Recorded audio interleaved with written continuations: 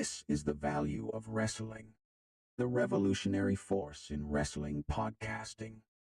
Hey, it's your boy Miguel Z with the Value of Wrestling New Japan Rebound Podcast. I have a guest for you, folks. Yeah, that boy. Hey, man, shout out to Value of Wrestling. I'm right here with the Big O's, San Jose. We're going to shut this shit down. Love and respect, all right? Value of Wrestling. Hello. Man, thank you, brother. Thank you. Hey, it's your boy Miguel Z with the Value of Wrestling. Oh, ladies and gentlemen, in case you didn't know, now you do, and now we are here. This is the Valerie Wrestling right here on YouTube. This is your weekly roundup, where we're going to sum up everything that went down in this week of professional wrestling, and we thank you for being here. And as you see, Mr. Miguel Z pulling off the magic last night at Battle in the Valley, New Japan Pro Wrestling, Battle in the Valley over in San Jose, California. Getting a shout out from the one and only Samoan Werewolf, Jacob Fatu. Mr. Z, good job. All the praise for you today. We will give you your flowers. We will give you a round of applause. And we will congratulate you on some good work there. Thank you. But it's Value Wrestling. And we thank you for being here. A lot of stuff happened last night. We had the Battle of the Valley. We had TNA, Hard to Kill, which TNA is definitely proving they are hard to kill. And we will be doing that. We'll be talking a little bit about that going forward, along with several other things. Collision aired, but yeah, it was what it was. And so let's get into the introductions. First up, the one, the only... You know, and of course, the man of New Japan, the man that was at the Battle of the Valley, the legend, the myth, the one that did it all. Miguel Z. Oh, you know. Miguel Z. And of course, you know me, I'm the Big Tyme here, taking the lead, holding it down. We're going to get this show started. Thank you for joining us, joining the chat, joining the conversation.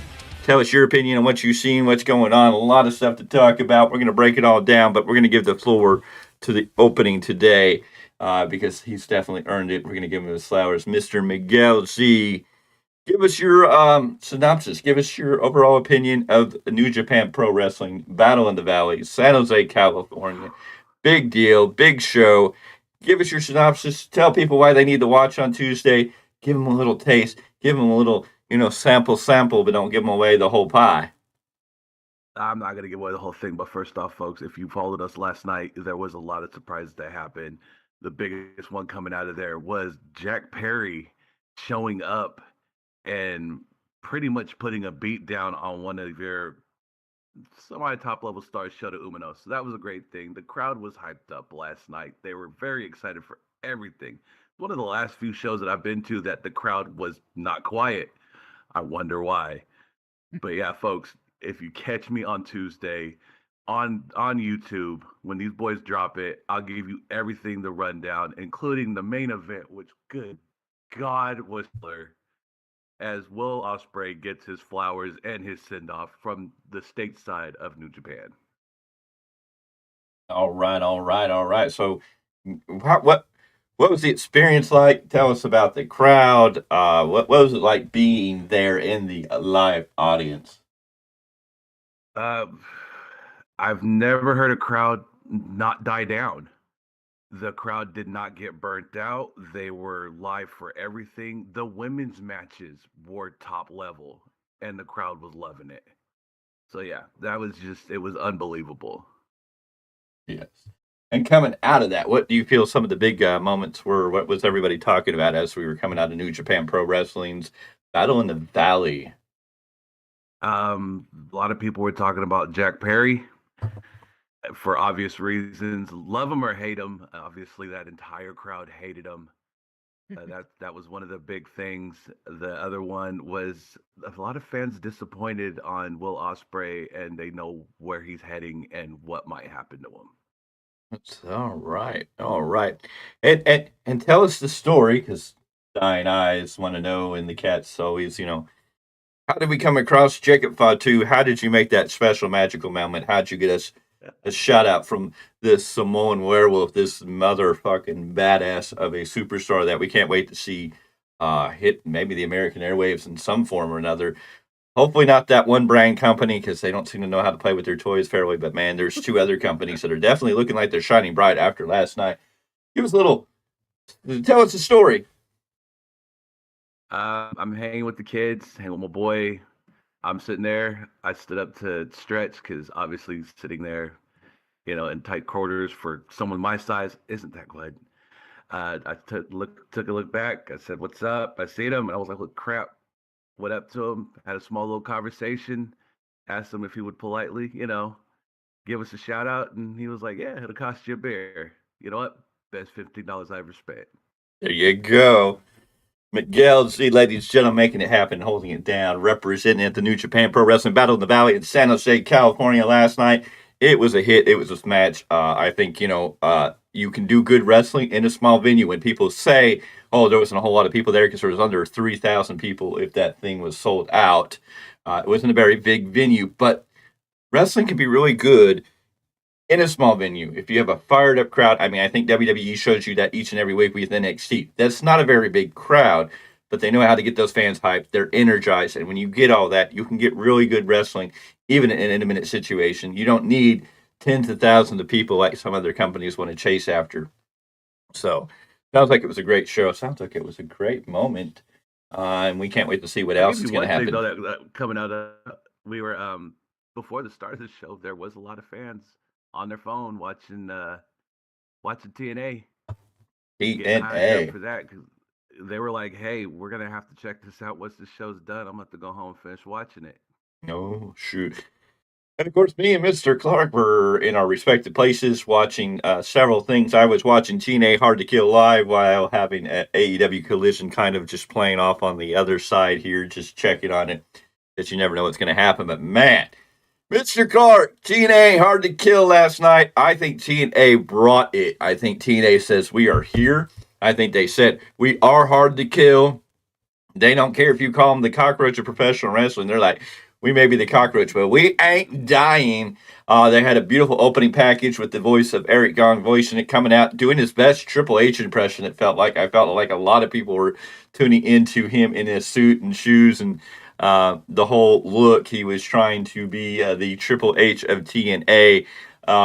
Exciting shows, some very good matches. They opened their pre-show with a Rich Swann, Steve Maclin match that was just amazing. I mean, I think they put some matches on their pre-show that just blew a lot of other things out of the water. Ash by Elegance made her TNA presence and debut. Ash by Elegance is now officially looking like she is part of TNA. She came out for the TNA Women's Knockout Championship match between Trinity and Jordan Grace. Good, solid match there. After the match, of course, Trinity getting a lot of flowers, saying goodbye to the audience. It does look like the rumors and news that's going around may be very true. She may be headed back to the E. She may be making her appearance at the Royal Rumble. Can't wait to see what they're doing with her, but she had a damn good match with Jordan Grace. And of course, then we had, and it looked like every title changed. Tommy Dreamer lost the digital media title to Crazy Steve. Crazy Steve looking far more impressive than when we originally got introduced to Crazy Steve. Mr. Clarke was very happy because we got new women's knockout tag team champions as a non-scheduled match. We got Decay of Rosemary and Havoc showing up and taking those titles. The X Division title did stay with Sabin. So we had a great match there. We had the women's X Division match for the X that was won by Shaw, right? Gizelle Shaw. A lot of great women in that match. A very impressive match. And then, of course, the main event, Moose versus Alex Shelley for the TNA World Heavyweight title. A damn good match. The little guy against the big Moose. Very impressive. Alex Shelley showing why he's been TNA through and through and showing everything. Moose coming and winning that title. And we all kept waiting because they held it to the very end for the big signing. Yes, Moose is your new TNA heavyweight champion, but he's got his first contender, it looks like, because out of nowhere, in a big surprise, may not have been the biggest signing in TNA wrestling history per se, depending on how you want to look at it, but I think they had a good moment and a shocking moment because you didn't expect this. Nick Nemeth, the wanted man, excuse me, the wanted man, the most wanted man, it looks like in professional wrestling, and he's going to maybe take that idea across the board that everybody wants him. Yes, Nick Nemeth shows up at the end of the show, gets into it with Moose, runs out into the crowd, rips off the shirt he has, and is now wearing TNA. So it looks like he is officially the newest signing to TNA. But we know he's tied up with New Japan Pro Wrestling too. So we can't wait to see what Nick Nemeth does. Hopefully, maybe Ryan Nemeth can get to TNA and we can see them team up a little bit and have a little fun. As long as we don't have to see it in some other company, I think we should be okay. But Mr. Clarke, TNA hard to kill. Did they prove to you they're hard to kill? Oh, absolutely. You know, when you look at the TNA Knockouts World Title, you know, the Dolphin X match, you had Giselle Shaw, you had Alicia Edwards, you had Danny Luna, Jody Threat, Tasha Steeles, and Zaya Brookside. The person who looked the most impressive to me, even though she didn't win, was actually Danny Luna, the powerhouse, and just power bombing everybody, it seems like, at different points during the match. PCO versus Dirty Dango, it was what it was.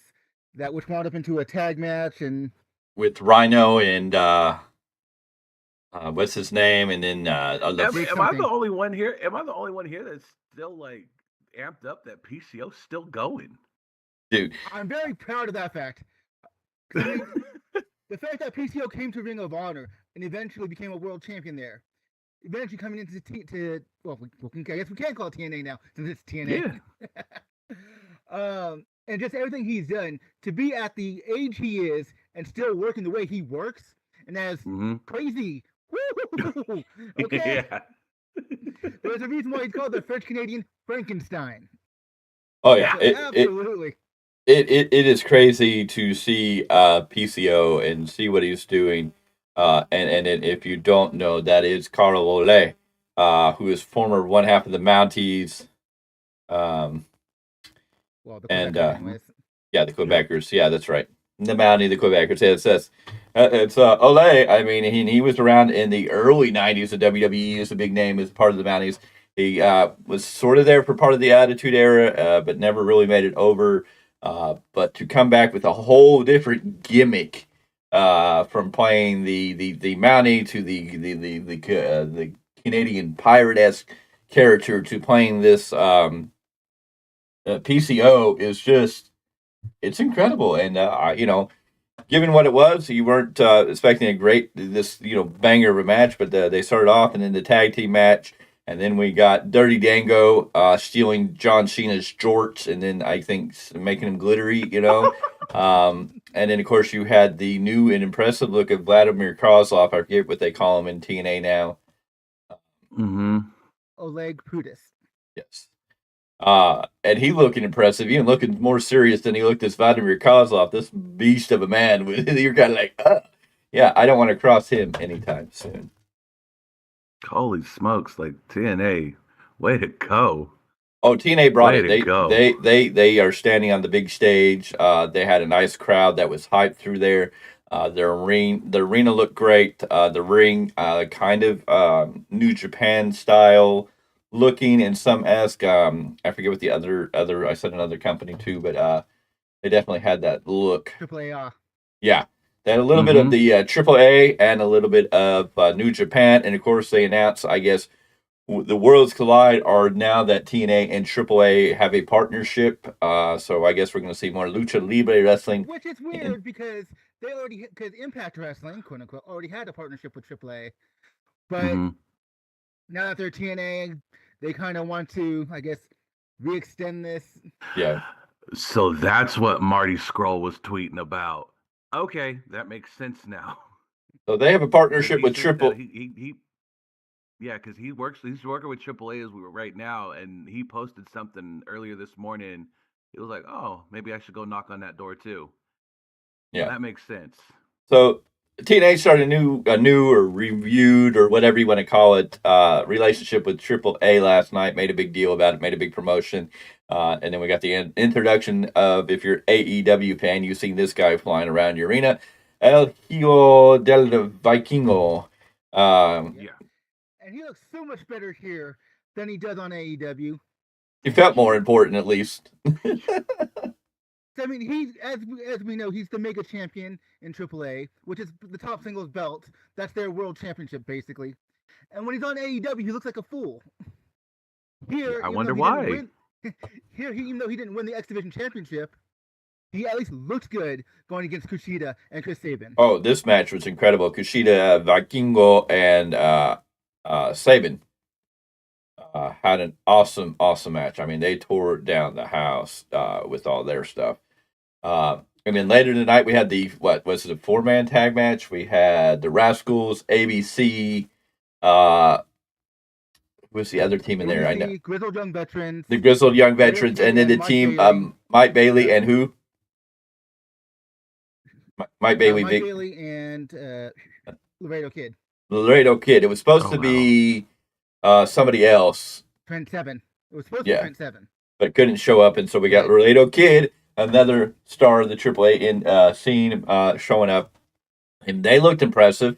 And the Grizzly Young Veterans did their things. But, of course, ABC, the team of Chris Bay and Ace Austin, the TNA representation of Bullet Club. Yeah. Mm. Bullet Club music and everything. Yes, they got the Bullet Club music. They felt Bullet Club-esque a little more than the 3 Yahoos that are over there in AEW who proclaim they are Bullet Club Gold, who are now going to go wrestle for the 6-man Ring of Honor titles. That's their next step. You want Bullet other than that, you want Bullet Club. Last night, man, War Dogs is over. The Bullet Club faction of War Dogs. Mm-hmm. David Finlay. Oh man. No, it's like a love-hate for that man. He is carrying that torch very well. So, first of all, does anyone know where Stray Bullet Juice Robinson is? He was injured. Does anyone know what is going on with this guy? He got injured, and that's last I heard. Why he's not on TV? He's injured. Okay.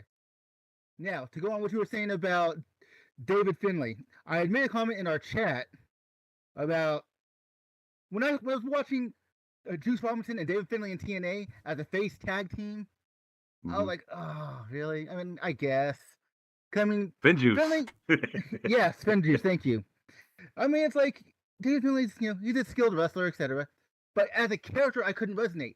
Now you see David Finlay in New Japan as the leader of Bullet Club. I'm like, yes. Okay. Yeah, that's great. I would love, like I said last night, he walks out, he's got the serious demeanor, he's got the shillelagh, which he did use, mind you. Still, I'm just like, bro. It's like the crowd wants to cheer for him, but you can't help but boo him. Who's more important? Who's more dominant? The will of the fans or the will of the controller? Yeah, exactly.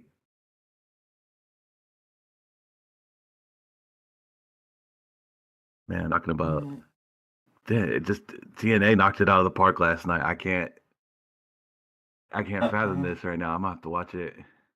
Juice Robinson was injured sometime after the 8-man tag match on November 1st, and I don't find any other updates right now, details on it, but yeah, he was injured.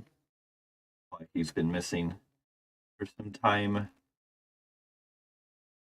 But yeah, Bullet Club Gold is definitely missing Juice Robinson, and then when you take Jay White and the Guns, and you're telling me they're going to go fight for the 6-man titles, they're challenging Brian Cage and the Gates of Agony for the 6-man tag titles on Ring of Honor, you're going, wow, how the mighty have fallen way down the ladder.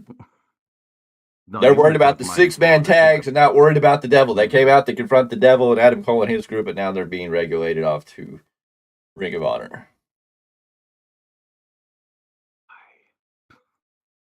And, of course, AEW brought us an hour of Battle of the Belts, so they put on 3 hours of TV to compete against TNA Hard to Kill. Why? Who doesn't know? Preston Vance being pushed as some big thing all night on TV, it looks like.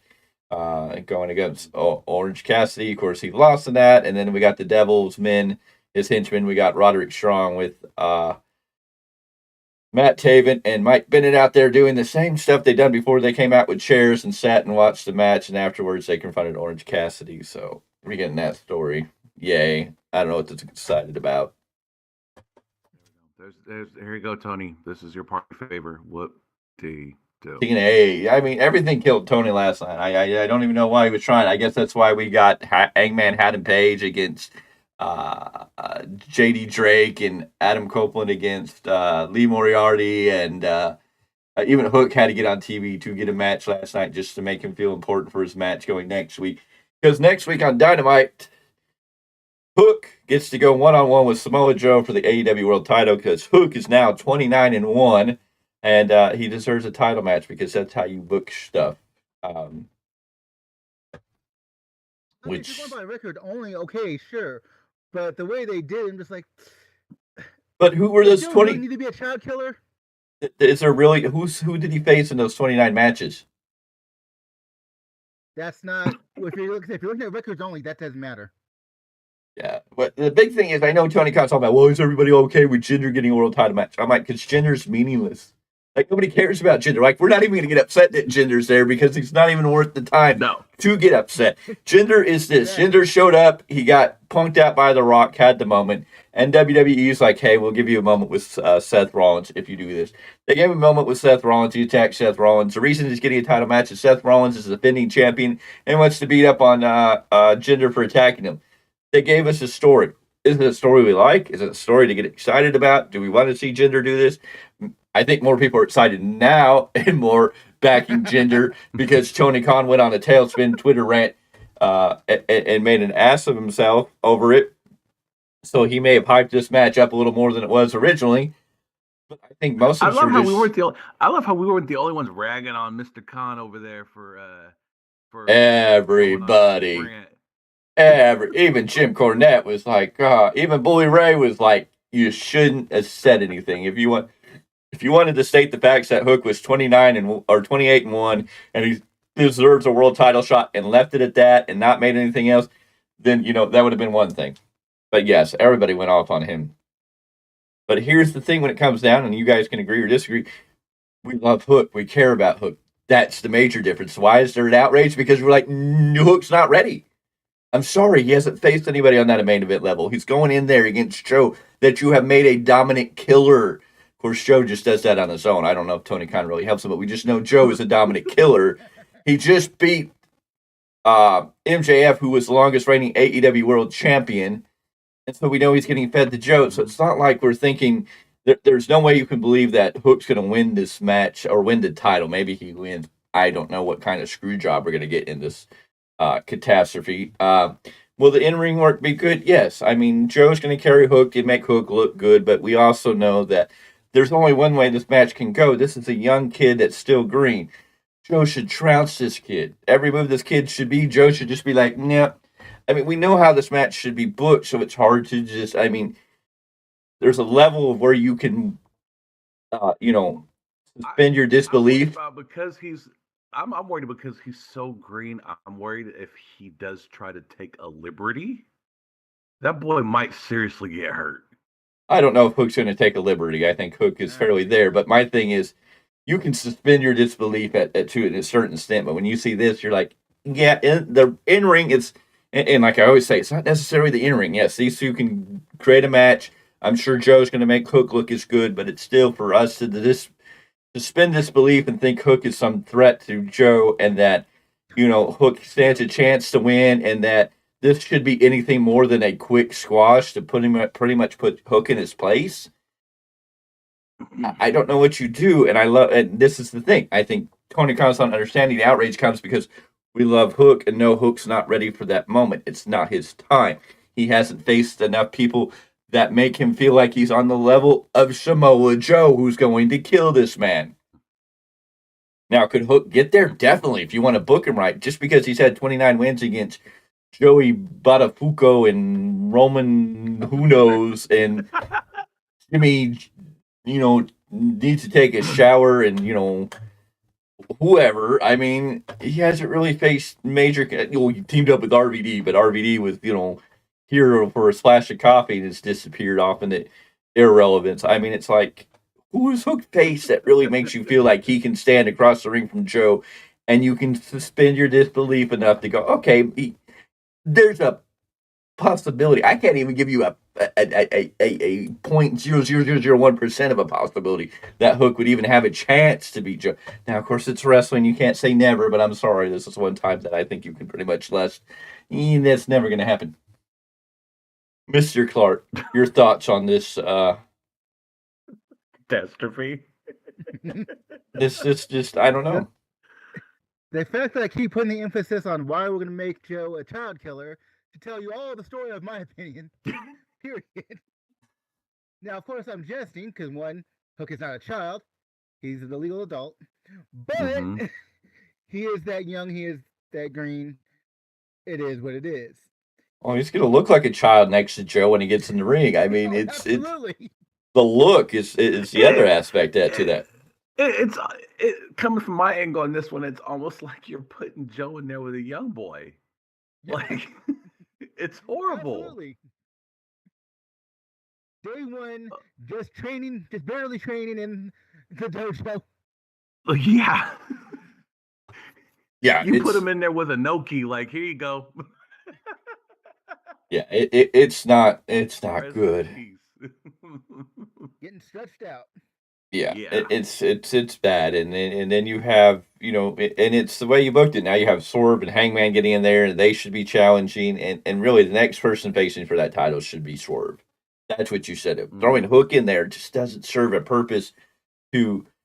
And here's the other thing to it. I think the outrage also comes like this: Joe beating Hook doesn't do anything for Joe, and it doesn't do anything for Hook. Like, it doesn't do anything. It may elevate Hook a little bit because they're going to give us this match that Joe's going to carry Hook through and make Hook look good. So you're going to be like, okay, he's a little bit elevated. But the other aspect is Tony Khan going to use Hook's loss to Joe and hopefully coming out looking good to continue to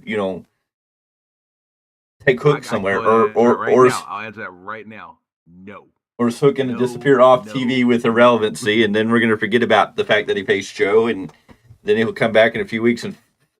I mean, what's the biggest thing that Hook has? He's the FTW champion. That's not even a recognized title, even though it randomly gets defended. And why was he I mean, you had him feuding with Wheeler Yuta. That was a perfect feud. Why aren't you continuing that feud? Give Hook I'll circle back to that. Don't worry. Give Hook the pure championship. If you want to give Hook a championship, give him the pure championship. It makes sense. AEW Joe, world champion. It doesn't make sense. This is why people are mad at you, Tony, because things don't make sense. Like, even Eddie Kingston can't advertise your Continental Crown, Triple Crown, Boda Crown, title match, belts of, I don't know, belts of many colors, because he doesn't even know what you want it to call. And if you're calling it the Continental Crown, then you're talking about one title, and so what you're telling me is the other two titles are not important. Oh, speaking of that, I thought that was the title that was thrown around last night, was the Continental title. I was like, no. Until someone was like, no, that was a fan's belt. Oh. Anyways. That's the factory there. Okay, so now, shall we get in the other news that's probably going to piss us all off too? The news and rumors, and I'm hoping it's not. Now we know that CM Punk's going to be an Elimination Chamber, so that worries me a little bit. Are we going to get CM Punk in the Elimination Chamber? Is that what he's going to have to win? Is Punk not winning the Rumble? I think Punk should win the Rumble because it continues Cody's story. Cody can go in the Elimination Chamber and wrestle, but we know Punk's going to be at Elimination Chamber. There's no saying what he's going to be involved in, but it worries me if you're announcing Punk now to be at Elimination Chamber. I'm hoping it's just for a pop-up, maybe a match. Hopefully he's already won the Rumble and he can have a stare down with Seth Rollins after Elimination Chamber. Anything but Punk being in the Elimination Chamber, because if you're telling me Punk ain't winning the Rumble, then you're telling me Cody might win the Rumble, which is okay, but I don't really, I get, there's certain people that deserve that back-to-back Rumble. There's not a whole lot of people on that list that have won back-to-back Rumbles. Now, there's people who've won 2 Rumbles. There's one person who's won 3 Rumbles. But there's only a few that have won back-to-back Rumbles. You have Hulk Hogan on that list. You have Shawn Michaels on that list. And I think there's one other person whose name's slipping my mind at the moment. I don't recall. I don't know. Austin? No. I think Austin may have won back-to-back. I think he did. He's won You're right. 3. He's won 3. But I think he won 2 back-to-back and then won 1 more. It's the only one that's had 3. So, yeah. And Cody's of that level, but I don't think it's that time. I think it's Punk's time to win the Rumble, especially with the story you're telling about Punk. But if it's not Cody and it's not Punk, I don't even want to say it. If you're saying who I think you're saying, I'm going to shut my mic off and walk away.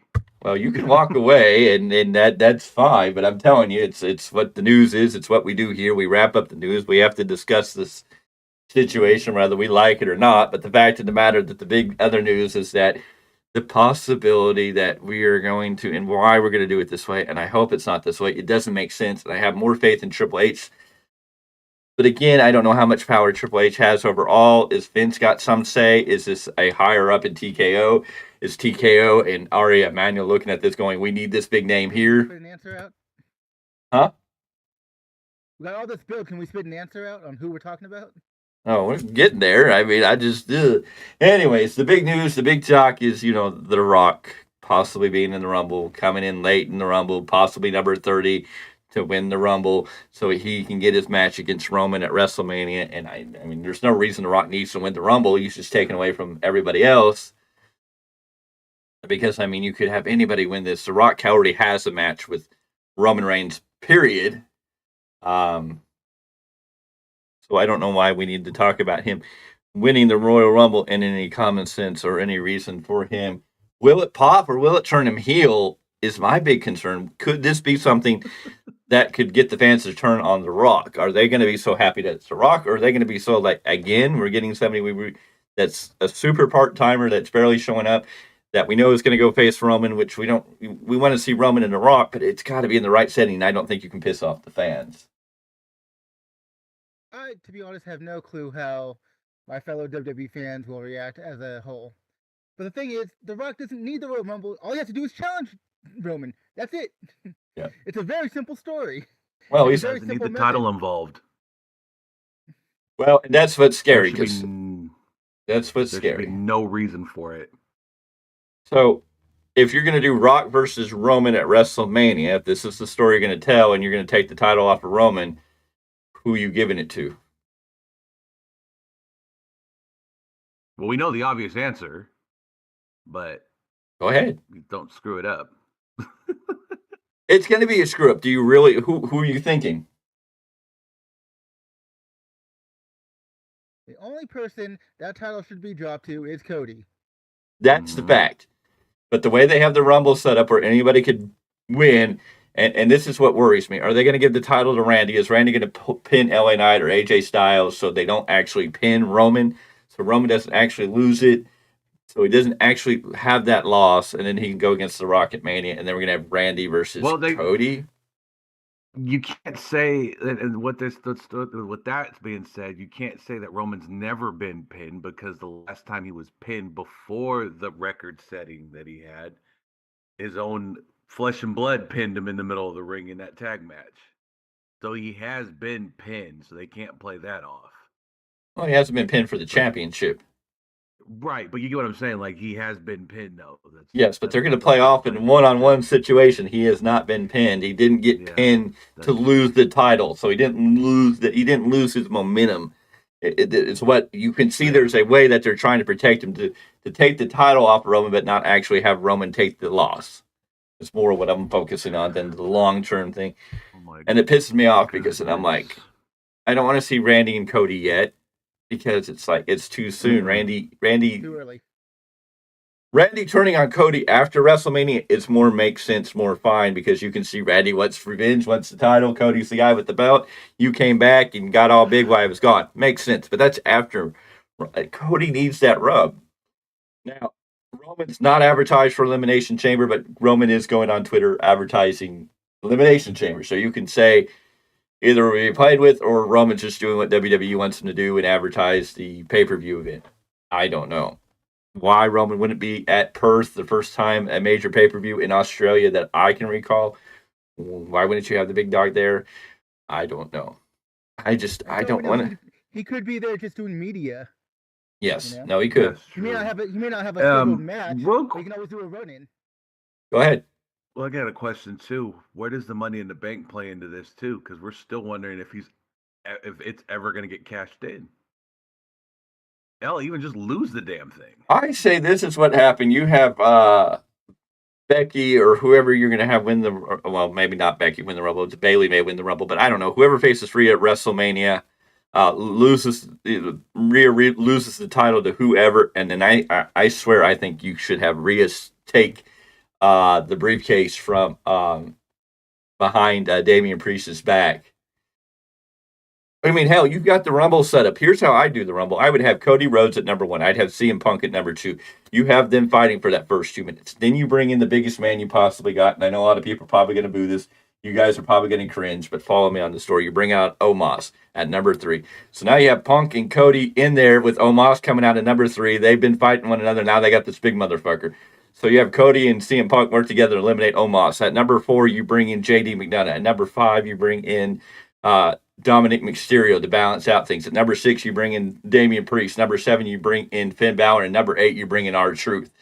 And R-Truth is what collapses and accidentally eliminates JD McDonough and causes all this friction. Accidentally. Yes, no, accidentally. He's going to come out here and he's going to accidentally eliminate JD McDonough. And then there's going to be a fight. And then Punk and Cody are going to start eliminating these guys and take them out. And then they're all going to, you're going to continue to the feud there. And of course, at number 10, you always bring out Shawn Spears. Number 9, you can bring out Bronson Reed. Somewhere about 15, you bring out Brock Lesnar. Brock Lesnar comes out, starts beating up everybody. Number 16, you bring in Gunther. And then you get the Gunther-Brock Lesnar feud going there. There we go. But I'm telling you, there's no reason for The Rock to be there. Rock doesn't need this title match. I think that Rhea loses her title.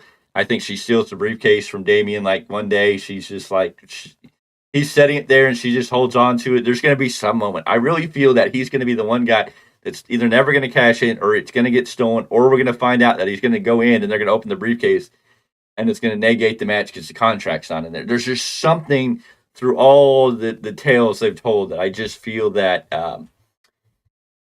it's not going to happen. And I don't think you can do anything with him. I don't know if you can say WWE's kind of booked him in a hole because they got the guy with the belt, but they've got everything around him with Cody and Punk and all these other things. It's kind of like you can't really pull the Damian Priest card unless you're going to have him lose.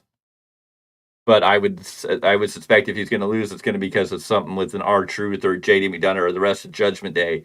So we'll see. It's going to be interesting. Yeah, but I mean, I think Rhea is going to steal the briefcase from Damian Priest at some point. I think she's going to lose her title. Makes more sense. I think she's going to lose her title, and then we're going to get the slow build where she's always trying to like he'll set it down and she'll go to grab it, and he'll be like, "What are you doing?"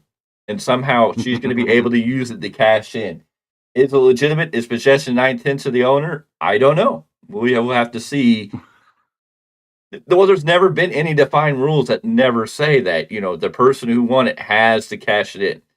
So, I mean, there is this possibility that if you got a possession 9/10 of the law and you went down there and cashed it in,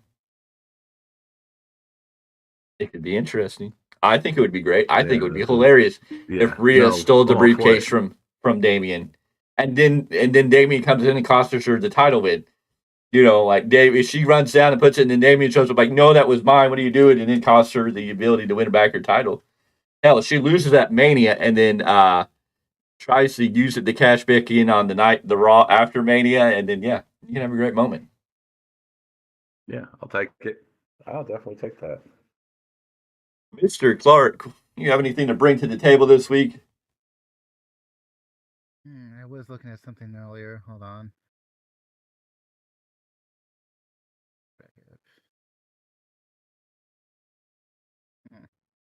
We were talking about TNA a little bit earlier. Mm-hmm. So apparently, Gail Kim weighs in on why TNA isn't going to bring back the six-sided ring. I'm still wondering who's asking for the six-sided ring back. A lot of people. I don't understand that. Really? Anyways. I would say just bring it back one time when they do was a Hard Justice where they have the cage match. That'd be the only time you bring it in for some kind of big blow off. So she says on the old TNA six-sided ring, I went back and forth a couple of times, and I will say I don't mind the six-sided ring. It is harder on the wrestlers' bodies, so in that regard, I'd rather have longevity within our talent. When you're tagging, it's a lot of making sure you're whipping to the right part of the ring so it looks cool. I think it's unique, and I love the fans love it, but overall, I think the four-sided ring works better. And that's the thing. When I've heard interviews of wrestlers talking about the six-sided ring, it's like it's hard to maneuver around. Just you have to make sure you get the right spots on the ropes, and it's just like I guess I just don't understand. Like, it's cool if you want to see the six-sided ring. It's called Lucha Libre in Mexico. They got plenty of six-sided rings. I'm like, the four-sided ring is more fluid. I think just makes for an overall better viewing. Oh, hello, cat. Hello, kitty. It happens. So it's like, Oh, I'm very surprised that people are still calling for the six-sided ring after how many years? Since they last had it. Mm-hmm.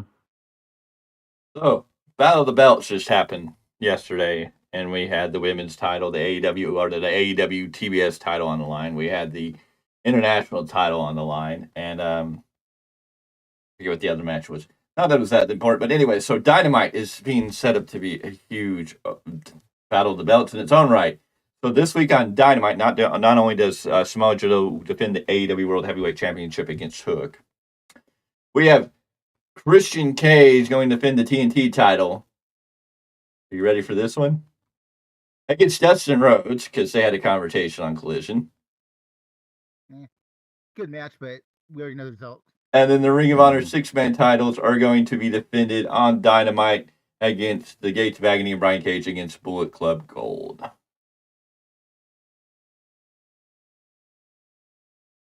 We're going to get to hear from the Young Bucks. Oh, they actually want to talk this round, huh? Yeah, they're going to talk.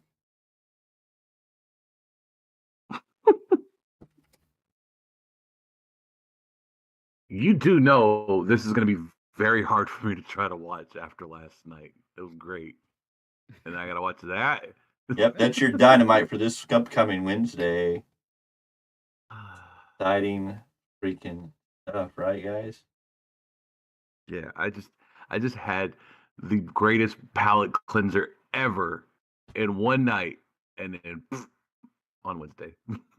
Isn't your biggest complaint though that you had a bunch of grown men running around trying to catch Matt Riddle's sandals? Oh my goodness! Yeah, that's true too. I've never seen it, but because you would think back in the day everyone would do it for the elbow pad or a shirt. No, Yeah, I can see that. Matt Riddle's flip flops, folks. Grown men running for some flip flops. That you can buy for what, $2-3 at Walmart. Hey, breaking news. Do you know who just knocked CM Punk off as the #1 merchandise seller in WWE? And no, it wasn't The Rock. The #1 merchandise seller in WWE this past week and going forward has been R-Truth with the new Judgment Day shirts. He is officially now CM Punk is the top merchandise seller. They have the shirt that R-Truth wore with the tapes of, the name of Judgment Day and then like the duct tape with his name on the bottom. And then they got the one where he's posing with all of them that says live, laugh, and love. If I'm CM Punk, I don't know if I'm jealous of that or proud. I think CM Punk's proud. I think he's getting a kick out of it. It's hilarious. Speaking of CM Punk, does anybody... Speaking of CM Punk, it's interesting. I saw this meme earlier that CM Punk got fired from AEW, returned to WWE, looks younger, healthier, and better than he did in AEW. And Jack Perry showed up last night in New Japan Pro Wrestling looking worn out, older, and yeah. It's Will Glass. Cry me a river. AEW takes time off your life, ladies and gentlemen, if you don't know. Man, that's really just the venom those fans had for this kid. I was just like, man. Hey, you know what? You can't be mad at Jack Perry. If he was able to show up and get that boo to get, Dominic Mysterio level booing, you got to give him credit because he's got something. I did. I was like, I mean, can't wait to see what he does going forward. I- Hopefully real- he's done with AEW and can go on to be Jack Perry. I got one for you real quick. This stuck out in my head, and because I know we're gonna watch Raw and we're gonna get more meat slapping references this week. You like to The slap only me, time don't you you? ever hear us, no, the only time you ever hear an arena full of fans chanting "meat, meat, meat" during a damn big man match, it was great. It's just too funny. 'Cause my daughter's looking at me and she's like, "Why, Dad?" Yeah, there you go. She Ladies, goes, "Why are they and chanting that?" And I said, "Do you see those guys right there? That's why." And she goes, "Oh, big meat, big fella." Big meat. This is the beef turkey factory here.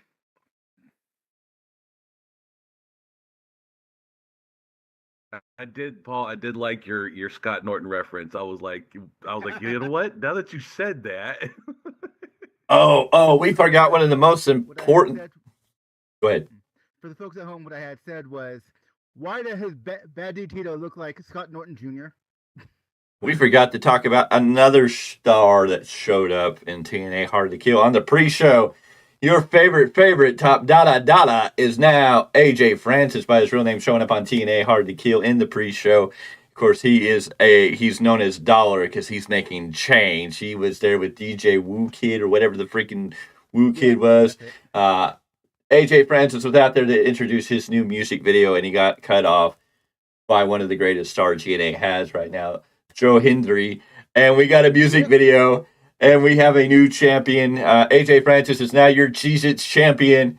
And if you haven't seen that music video that Joe Hendry put up, go watch that video because that thing made me bust up laughing. Because he's like, I may not win the world champion or the X Division or the tags, but I'm the Cheez-Its champion. And I mean, it was the best thing ever. I mean, of course, they also talk about the only thing I know how to do is fall. I took a dive and fell. This was the best music video. Oh, Joe Hendry and his character in the music videos he does is amazing, but this was great. To bring AJ Francis in, which everybody was booing him out of the building, but when Joe Hendry came, this was great. Of course, AJ Francis, DJ Who Kid or whatever his fucking name is, hit Joe Hendry in the back with a laptop, and they got the beat down. But it looks like we're going to get Joe Hendry versus AJ Francis. Hopefully AJ Francis can look a little better. It looks like he dropped a little bit of weight, so we'll have to see what he can do now that he's not top Dada in WWE. When AJ Francis was first released, and there was a promo he did, it was really good. But the promo we got at TNA Hard to Kill, it's like, I don't know, man. Maybe you don't got it. Yeah. And that's not even that. Who cares about his wrestling? It'll be serviceable at best. Yeah. So to me, it's like you're either going to get over with me either through promo or you're not going to get over. Because it's not like he's going to be doing some flippy floppy, high energy, high whatever, high octane. I hope he doesn't. Didn't work out too well for him. Understand it. He's not signed to TNA. Like he's going to have a little bit of he's going to be there for a little bit, but he's not like every week, like he's going to be there. Yeah. But yeah, it looks like he's going to have that match with Joe Hendry. And Joe Hendry's been great for the last several years. Oh, the music video. Whether you're talking about him in the British Indies or him being in TNA, because this is like his second or third run in TNA, I believe. So I mean, you could tell the audience was real familiar with him, and he's always done a good job. New Japan Pro Wrestling Global Twitter account says, thank you to the 2,147 sellout crowd at the San Jose Civic Center on their way to the Windy City Riot, Chicago, April 12th. New Japan Pro Wrestling with a beautiful shot of the Civic Center, or the Civic Arena in San Jose. Also, as I thought, let me find this one. Fightful Wrestling reporting within the last 2 hours, Kazuchika Okada has filed for the trademark Rainmaker. I would have thought that's something he or New Japan would have had already, but okay. Well, after the match, see, I was at the top of the venue getting ready to leave, but there was a nice send-off, both of them hugging and posing for the crowd. Everyone talked about Will Ospreay and his final match. They forgot about what's going to happen to Okada. So, if he's filing for his trademarks, where are we going to see him? And Global, New Japan Pro Wrestling Global, did you announce this earlier? Mustafa Ali is headed to the Windy City Riot to face Takahashi. Yep. Official. The ticking time bomb. That's going to be a fantastic match. Yeah, speaking of which, that damn stuffed cat is over with that crowd. I was like, all right. Because my daughter had to get the little coin bag that they had because they sold out of the bigger cat. She was like, yeah, I want this. I'm like, all right.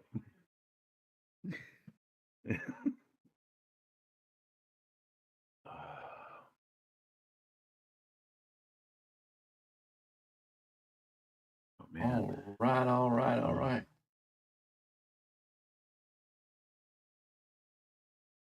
That has been it.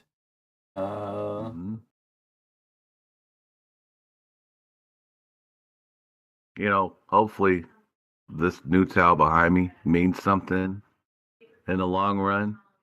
But for about a month. Said earlier. Well, we're expecting it to mean something at least by All In August. At least. But after that?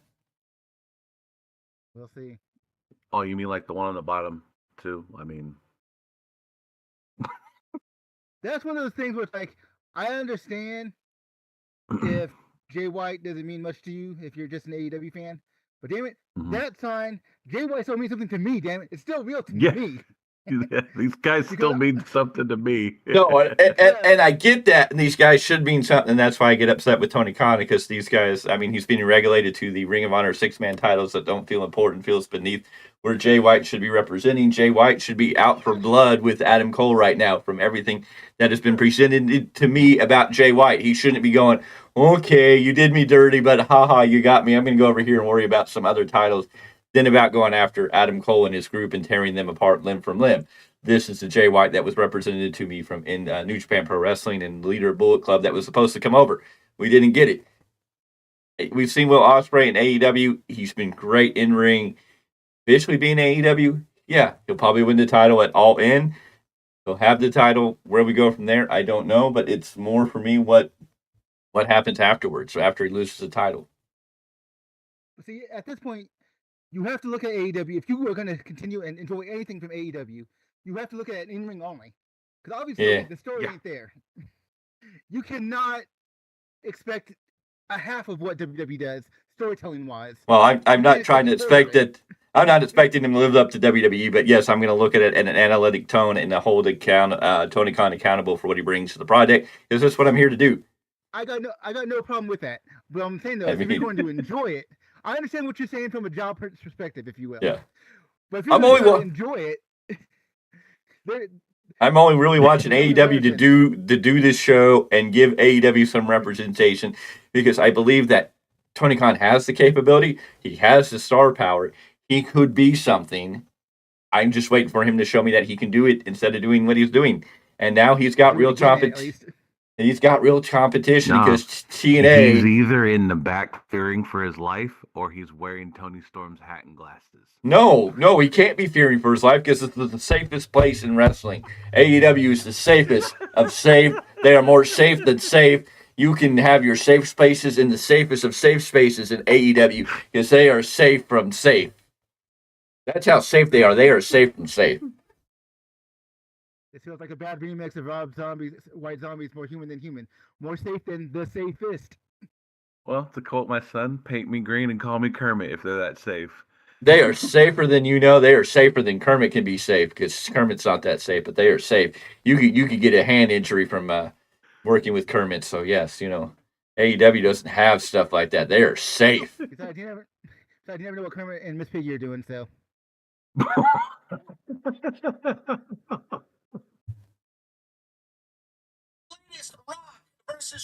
Yeah.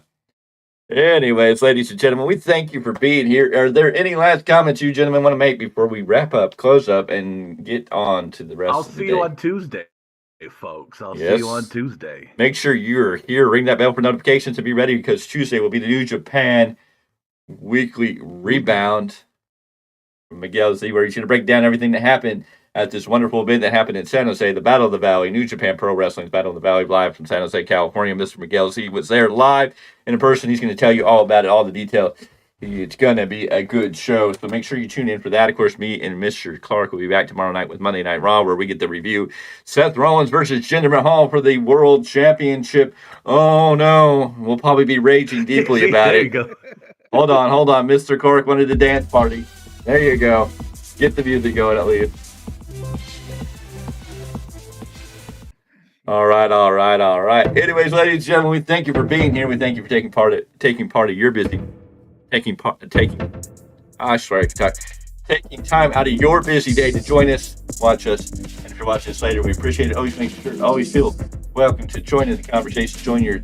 Share your opinions in the chat below. If you agree with something or if you disagree with something, we're always happy to hear your opinion. If you're new here, hit that subscribe button. We are sitting at 210.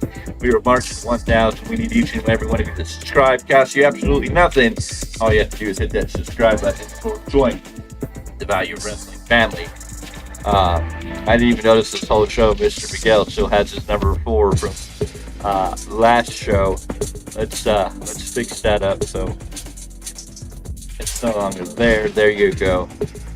Mr. Miguel Z no longer has any fires. He's the man of the night, the man with the power. We're going to give him his applause and all his flowers. Yes, ladies and gentlemen. Miguel Z getting a great shout out from Jacob Hatu, the Samoan Werewolf. That's also on the channel if you want to watch that again, along with several other videos where we talk about all types of different things, whether it's Dynamite, SmackDown, or Raw, whether it's recent news and breaking news or review shows.